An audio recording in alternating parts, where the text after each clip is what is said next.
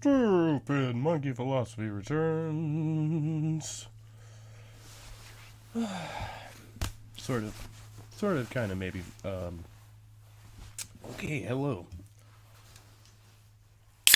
Oh, was it a beer? Was it? What was it? Was it? No, it was a Rockstar. Oh, you can't. It's backward. Rockstar energy drink. Real rock stars drink Rockstar energy drink. What are we talking about? Oh yeah, engaging in contrarianism. I just started reading Plato's Republic, and there's a passage in here that inspired me. Oh yeah, this is also mostly available on Patreon, but if you're a Stupid Monkey subscriber, you probably got access to this, so it's not private or anything. Kind of, pull the fast one on them there. Okay.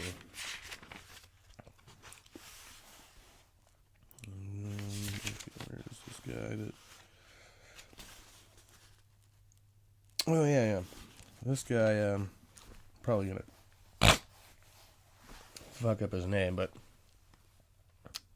several times in the course of the discussion, this is from Socrates' discussion, the group of individuals in Plato's Republic. Remember, Socrates is probably a fictional character, or maybe not. Who knows? I don't know. But, Plato talks about him a lot. Okay. Several times in the course of the discussion, Thrasymachus, I'm going to call him Thrasymachus. It sounds like probably supposed to be like that. Okay, several times in the course of the discussion, Thrasymachus had made an attempt to get the argument into his own hands, and had been put down by the rest of the company, who wanted to hear the end. But when Polemarchus and I had done speaking, and there was a pause, he could no longer hold his peace, and gathering himself up, he came at us like a wild beast, seeking to devour us. We were quite panic-stricken at the sight of him. I'm not sure if he's being, a bit, overly dramatic here. He roared out to the whole company. Is he really this dramatic? This Thrasymachus guy, he sounds kind of like his character. He roared out to the whole company, "What folly, Socrates, has taken possession of you all? And why, silly billies, do you knock under to one another? I say that if you want really to know what justice is, you should not only ask but answer, and you should not seek honor to yourself from the refutation of an opponent, but have your own answer. For there is many a one who can ask and cannot answer. And now I will not have you say that justice is duty or advantage or profit or gain or interest, for this sort of nonsense will not do for me. I must have clearness and accuracy." I was panic-stricken at his words, and could not look at him without trembling. Indeed, I believe that if I had not fixed my eye upon him, I should have been struck dumb. But when I saw his fury rising, I looked at him first, and was therefore able to reply to him. "Thrasymachus," I said, with a quiver, "don't be hard upon us. Polemarchus and I may have been guilty of a little mistake in the argument, but I can assure you that the error was not intentional. If we were seeking for a piece of gold, you would not imagine that we were knocking under to one another, and so losing our chance of finding it. And why, when we are seeking for justice, a thing more precious than many pieces of gold, do you say that we are weakly yielding to one another, and not doing our utmost to get at the truth? Nay, my good friend, we are most willing and anxious to do so, but the fact... I lost my page. All is lost. Oh, there we are. But the fact is that we cannot. And if so, you people who know all things should pity us and not be angry with us." "His characteristic of Socrates," he replied, with a bitter laugh. "That's your ironical style. I did not foresee. Have I not already told you that whatever he was asked, he would refuse to answer, and try irony or any other shuffle in order that he might avoid answering? You are a philosopher, Thrasymachus, I replied, and well know that if you ask a person what numbers make up 12, taking care to prohibit him whom you ask from answering twice 6, or 3 times 4, or 6 times 2, or 4 times 3, for this sort of nonsense will not do for me, then obviously, if that is your way of putting the question, no one can answer you. But suppose that he were to retort, Thrasymachus, what do you mean? If one of these numbers, which you interdict to be the true answer to the question, am I falsely to say, some other number which is not the right one? Is that your meaning? How would you answer him? So you just had to ask a question in the hypothetical third person, which tells me this guy is really unhinged. I wouldn't even be talking to this Thrasymachus guy. And he answers, just as if the two cases were at all alike, he said. Why should they not be? I replied.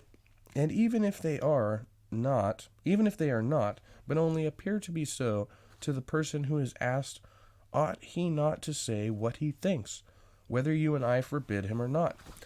I presume, then, that you are going to make one of the interdicted answers. I dare say that I may, notwithstanding the danger, if upon reflection I approve of any of them. But what if I give you an answer about justice other and better, he said, than any of these? What do you deserve to have done to you? Done to me? As becomes the ignorant, I must learn from the wise. That is what I deserve to have done to me.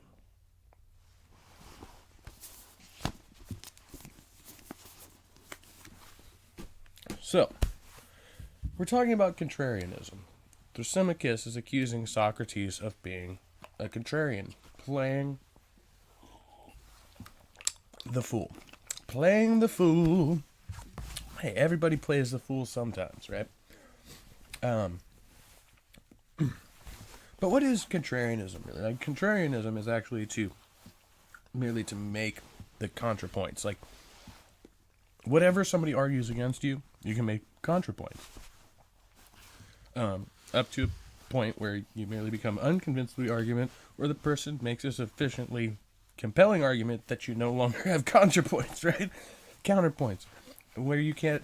But there are a lot of people, I know some of them, who do this. They will make contrapoints merely for the sake of making contrapoints. Not because they actually care about the arguments at all. Which is, there's a degree of, okay, every time you receive an argument, you have to flesh it out. Like, there's if you merely accept an argument without, like, really having thought about it, then that's just blind faith, right? You have no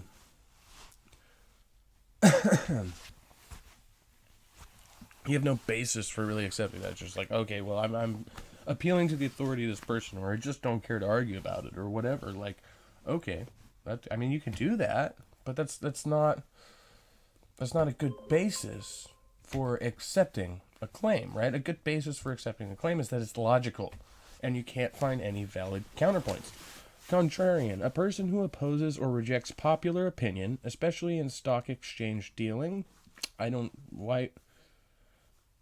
know why they apply it to the stock market. This is like a philosophical concept, but okay. Opposing or rejecting popular opinion or going against current practice as the adjective, which is probably more... What is a contrarian mindset?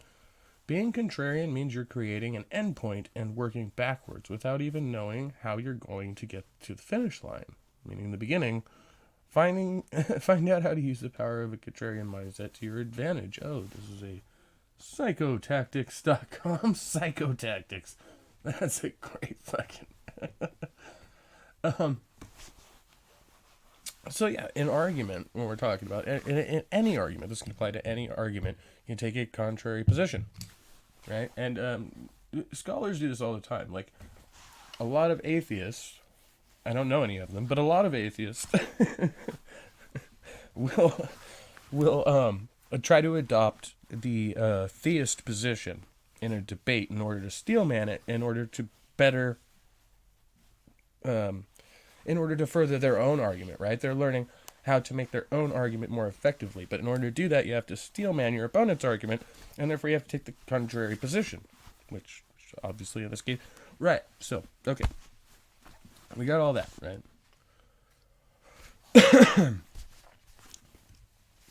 But this guy Thrasymachus in the story, he wants Socrates to pay him if he can convince him of his argument, which is, something about justice being, that of the strong over the weak or some shit like that, right? Which is clearly it's a weak-ass argument. But point be taken, throughout the whole course of this, up to this point, which, granted, we haven't gone very far, Socrates doesn't really make many positive claims. The Socratic method at this point in the book seems to be merely asking the questions about the claims. It's not quite epistemic, is it? Is this epistemology? He's not asking why he believes a thing. He's asking what makes a thing so. If how does A and B produce C, or how does 1 and 2 produce 3, or something like that. He's not really asking why he believes what he believes. Well, he does in some instances, but he's talking to this other guy, Paul Marcus, and then this guy Thrasymachus just kind of like he's just sitting there seething. He's like, Socrates, why do you keep contradicting Polemarchus? And Socrates is like, whoa, dude, chill out. I'm just asking questions, bro. And is this contrarianism? Yeah, kind of, sort of, a little bit. I mean, it depends on what kind of questions you're asking. He says suppose a lot, like in the hypothetical and, stuff like that. But doesn't really make any hard truth claims. Maybe a couple. They're not very serious, though. We still haven't figured out what justice is. I don't know. So, I find that for me, it's like, I engage in contrarianism a bit. Not too much, Not so much that people want to beat me up at parties, but, no. It's important to exercise in contrarianism, from my opinion, even to your own opinions, right? Because if you can't take the contrary position and steelman it, you don't really know what the contrary position is. Therefore, you can't really be solid in the foundation of the opinion that you presently hold, right? Because if you can't defend against an attack, right? Because you don't understand your attacker, then you have a weak position. So you have to engage in contrarianism in order to be a good philosopher. And that's kind of the whole message of this video. And I think, Socrates' message, or Plato's message through Socrates in this part of the Republic. But, that's whatever. It's neither here nor there, I guess, Great debate with ultimated Judeo-Christian, and Snake was right last night. I was just enthralled. Snake actually made fairly quick work of it and just, philosophically beat the tar off of that guy. I love ultimated Judeo-Christian, though. He fucking cracks me up. I'm sorry. I hope he sticks around and keeps circulating, because he's so fucking funny. I think he's great. Okay. I'm not going to say too much more about it. This is at the Patreon. This is also on the Stupid Philosophy channel, and,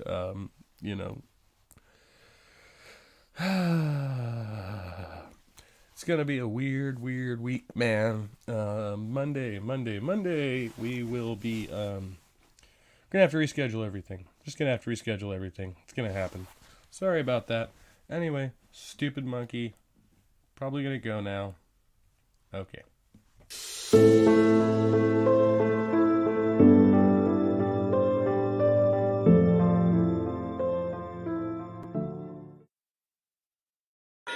This is one powerful video. Your voice is scaring the demons. Your voice is destroying the demons.